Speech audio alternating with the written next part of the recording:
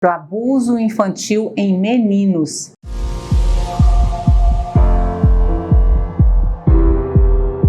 Olá!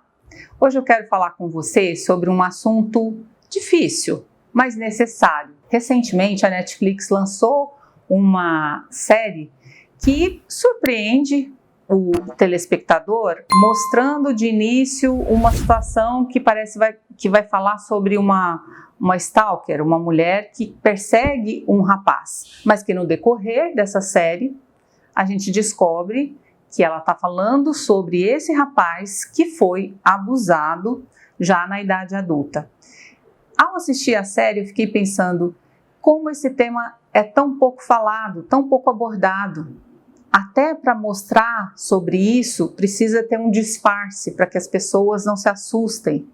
E aí eu pensei, esse é um tema importante de ser discutido aqui no canal também. Convido você a ouvir um pouco sobre isso para entender e principalmente para poder ajudar quem está ao seu redor. Segundo a Organização Mundial da Saúde, a cada 6 meninos, um é abusado. Em contrapartida, a cada 4 meninas, uma é abusada. Segundo o Disque Denúncia, o Disque 100, que registra as denúncias sobre abuso sexual em meninos aqui no Brasil, no ano passado, 17 mil denúncias de abuso contra meninos, ou seja, isso acontece aos montes, ao nosso redor, a todo tempo. E essas estatísticas, elas não contam a verdade absoluta, porque a maior parte não é denunciada de fato, não é falada, por conta de muitos mitos, de muitos medos. Os meninos geralmente têm muito medo de serem considerados gays. Eles têm medo de serem vistos como fracos, por não terem resistido a essa situação. Na verdade, eles são vítimas do preconceito e também do abuso. Os meninos seguem a vida com muita culpa e vergonha. Vergonha por ter vivido essa situação e com a sensação de culpa, como se ele fosse responsável por isso, assim como as meninas. É uma das consequências e uma das questões que ficam internamente incomodando as pessoas que passam por essa situação de abuso. Nos meninos, a diferença crucial é que ele fica com uma dúvida em relação à própria sexualidade. Na série, o personagem principal, ele é abusado já na idade adulta e mesmo assim, isso passa a ser uma questão na vida dele. Ele passa a ficar confuso com relação aos seus afetos, à sua própria sexualidade e tudo aquilo causa uma sequência de transtornos e de confusões que atrapalham o trabalho dele, a vida afetiva, a vida familiar.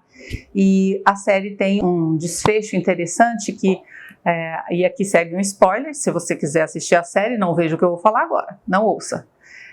No final, a gente descobre que o próprio pai dele também sofreu abuso na infância. Quando ele consegue falar sobre isso para o pai, é o que faz com que eles se conectem. Eles se vinculem de fato, eles tinham uma relação muito distante e isso os faz conectar. Então é um assunto de extrema importância que existe nas nossas famílias, existe ao nosso redor e é necessário que ele seja falado, seja entendido e que as pessoas tenham coragem de contar o que aconteceu e que venha à luz, para que outras pessoas não sejam também afetadas com isso. Abuso sexual refere-se a qualquer forma de contato ou interação sexual não consensual, ou seja, a pessoa não autorizou, ela não estava em condições de autorizar, ou porque ela era muito pequena, uma criança com um adulto, ou porque ela estava embriagada, entorpecida, forçada ou exploratória, que acontece com meninos independente da idade. Isso pode incluir toques inapropriados, exposição a material pornográfico, coerção sexual, entre outras formas de exploração. Ou seja, toda exposição a uma criança ou um adolescente, ou até mesmo a um adulto, que ele não queira, pode ser considerado abuso. Até pouco tempo atrás, não se considerava estupro quando era com meninos. E essa é uma das causas que faz com que tudo isso fique tão escondido por tantos anos. Até pouco tempo atrás, a lei brasileira considerava estupro só quando tinha penetração do pênis na vagina. Quando tinha penetração anal, não era considerado estupro. Então, todas as histórias onde os meninos eram tocados de uma forma libidinosa, os abraços libidinosos, a mostrar pornografia para o menino antes dele estar pronto para isso, tudo isso não era considerado como abuso. E muito menos, quando ele era de fato estuprado, era considerado estupro. E foi se criando uma cultura onde isso não podia ser sabido, porque isso era como se, ainda é, como se desclassificasse aquele menino, como se, ao invés de ser aquela pessoa que foi vitimizada e violentada, ele fosse responsável por aquilo ter acontecido com ele. Não é muito diferente do que acontece com as meninas também, mas com os meninos tem esse diferencial histórico, que por um longo tempo tudo isso foi considerado como se de fato não fosse um estupro.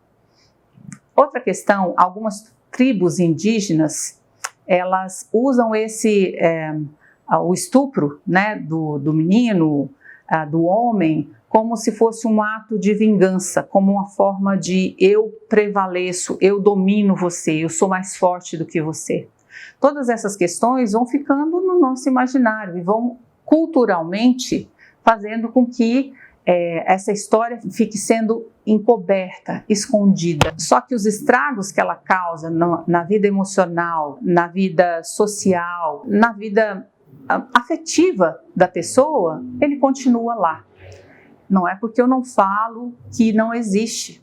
O nosso mundo interno, ele continua considerando tudo isso e toda essa história continua machucando aquela pessoa. As principais consequências do abuso sexual na infância ou na idade adulta são problemas de saúde mental. Muitas pessoas que sobrevivem ao abuso sexual enfrentam problemas como depressão, ansiedade, transtorno de estresse pós-traumático, distúrbios alimentares na idade adulta. Muitos meninos, muitos homens têm, às vezes, dificuldade com a própria sexualidade, como, por exemplo, disfunção erétil, às vezes dificuldade de ter orgasmo, dificuldade de se ver em algumas posições, não conseguir de fato se conectar intimamente com outra pessoa. O abuso sexual ele pode afetar negativamente a capacidade de desenvolver e manter relacionamentos saudáveis na idade adulta devido à dificuldade de confiança, intimidade, comunicação.